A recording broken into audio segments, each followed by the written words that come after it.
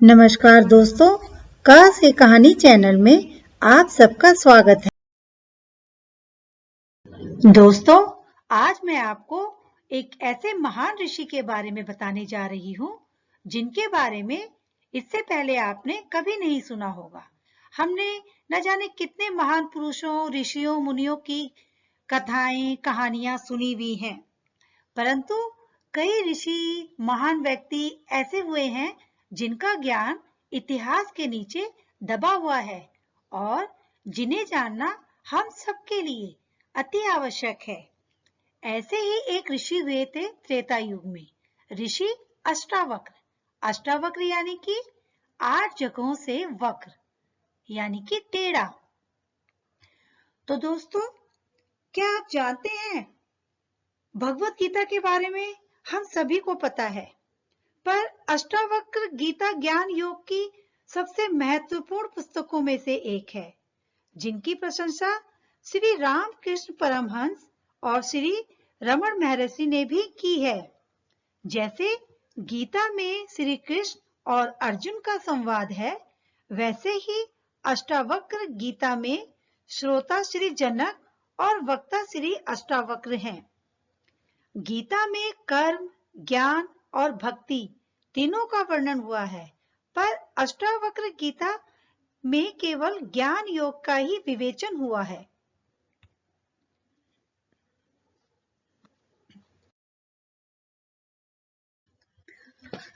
उद्दालक ऋषि के पुत्र का नाम श्वेतकेतु था। उद्दालक ऋषि के एक शिष्य का नाम कहोड़ था। कहोड़ को संपूर्ण वेदों का ज्ञान देने के पश्चात उद्दालक ऋषि ने उनके साथ अपनी रूपवती एवं गुणवती कन्या का सुजाता का विवाह कर दिया। कहोड़ ऋषि प्रतिदिन अपनी पत्नी को वेदों का अर्थ समझाते थे, जिसे प्रतिदिन गर्भ के भीतर उपस्थित बालक सुनता था। एक दिन गर्भ से बालक ने कहा कि पिताजी, आप वेद का गलत पाठ कर रहे हैं। ऋषि कहोड़ ने इस बात को अनसुना कर दिया। अगले दिन जब कहोड़ पुनः वेद पाठ करने लगे, तब फिर गर्भ में उपस्थित बालक ने कहा, हे पिता, आप वेद का गलत पाठ कर रहे हैं। यह सुनते ही कहोड़ क्रोधित होकर बोले कि तू अभी गर्भ में ही है और मेरा अपमान कर रहा है। गर्भ से ही तेरी बुद्धि वक्र है, इसीलिए तू 8 स्थानों से वक्र यानी कि टेढ़ा हो जाए। कहोड़ ऋषि को ज्ञान तो था, परंतु वह अहंकार का त्याग नहीं कर पाए थे। अष्टावक्र का कोई बड़ा अपराध नहीं था, उन्होंने सिर्फ अपना मत प्रस्तुत किया था। हठात एक दिन कहोड़ राजा जनक के दरबार में जा पहुंचे। वहां बंदी नामक एक पंडित से शास्त्र में उनकी हार हो गई। हार हो जाने के फलस्वरूप उन्हें जल में डुबा दिया गया। इस घटना के बाद अष्टावक्र का जन्म हुआ। पिता के ना होने के कारण वह अपने नाना उद्दालक को अपना पिता और अपने मामा श्वेतकेतु को अपना भाई समझता था। एक दिन जब वह उद्दालक की गोद में बैठा था, तो श्वेतकेतु ने उसे अपने पिता की गोद से खींचते हुए कहा कि हट, जा तो यहाँ से, यह तेरे पिता की गोद नहीं है। अष्टावक्र को यह बात अच्छी नहीं लगी और उन्होंने तत्काल अपनी माता के पास जाकर अपने पिता के विषय में पूछताछ की। माता ने अष्टावक्र को सारी बातें सच सच बता दी। पिता के इस शाप के बावजूद अष्टावक्र पिता भक्त थे। एक दिन मां से पिता की सच्चाई पता चली तो अष्टावक्र दुखी हुआ और 12 साल का अष्टावक्र बंदी से साक्षात करने के लिए राजा जनक के दरबार में पहुंचा। सभा में आते ही बंदी को साक्षात के लिए चुनौती दी, लेकिन अष्टावक्र को देखकर सभी पंडित और सभासद हंसने लगे। हा हा हा हा हा हा हा हा, क्योंकि वो 8 जगह से टेढ़े थे। उनकी चाल से ही लोग हंसने लगते थे। अष्टावक्र यह नजारा देखकर सभाजनों से भी ज्यादा जोर से खिलखिलाकर हंसे। हा हा हा हा।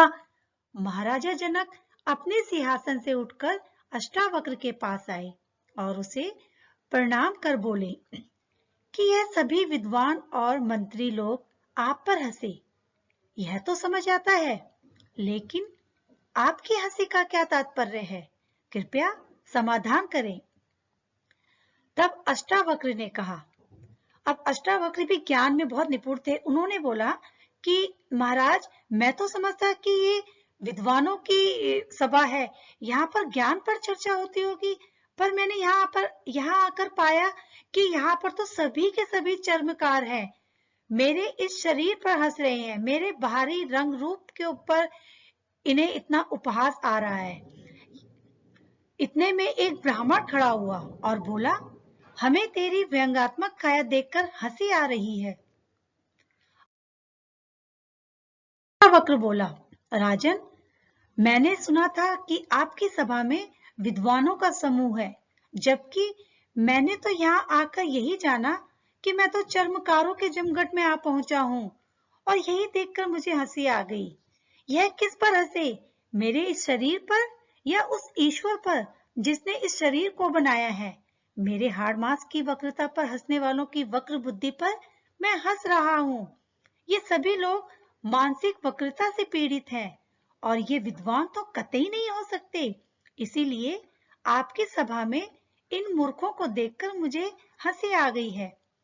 महामुने, आप ये क्या कह रहे हैं? राजा जनक बोले, आपको इस प्रकार विद्वानों का अपमान नहीं करना चाहिए।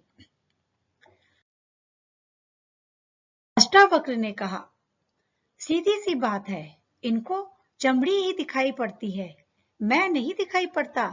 ये चर्मकार है, चमड़ी के पारखी हैं, इन्हें मेरे जैसा सीधा साधा आदमी दिखाई नहीं पड़ता। इनको मेरा आड़ा तिरछा शरीर ही दिखाई पड़ता है। राजन, मंदिर के टेढ़े होने से आकाश कहीं टेढ़ा होता है? घड़े के फूटे होने से आकाश कहीं फूटता है? आकाश तो निर्विकार है, मेरा शरीर टेढ़ा मेढ़ा है, लेकिन मैं तो नहीं।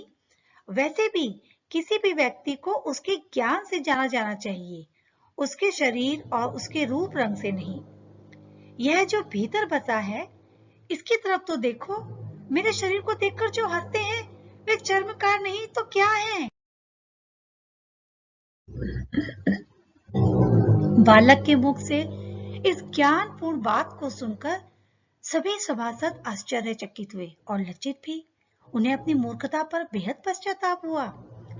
जनक को अपराध बोध हुआ कि सब हंसे तो ठीक, क्योंकि वो तो राजा थे ना, लेकिन मैं भी इस बालक के शरीर को देखकर हंस दिया। अष्टावक्र के उत्तरों को सुनकर राजा जनक प्रसन्न हो गए और उन्हें बंदी के साथ शास्त्रार्थ की अनुमति प्रदान कर दी।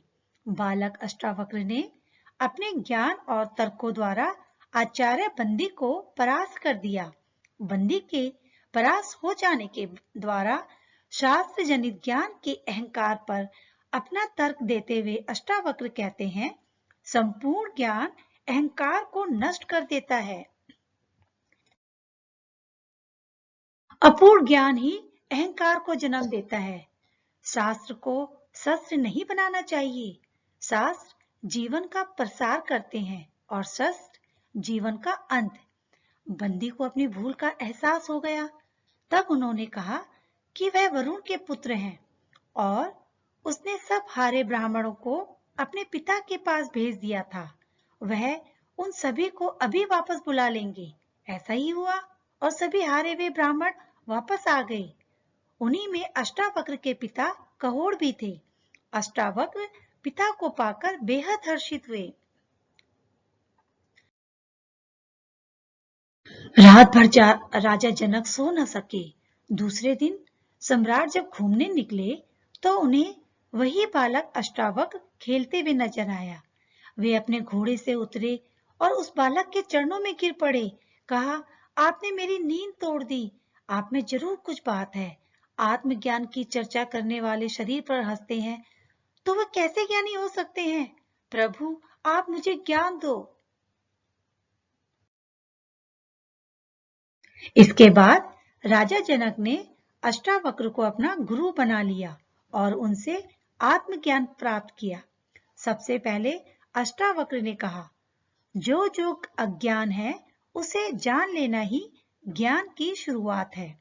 अष्टावक्र और राजा जनक के बीच जो संवाद है उसे अष्टावक्र महागीता के नाम से जाना जाता है और यहीं से गुरु शिष्य की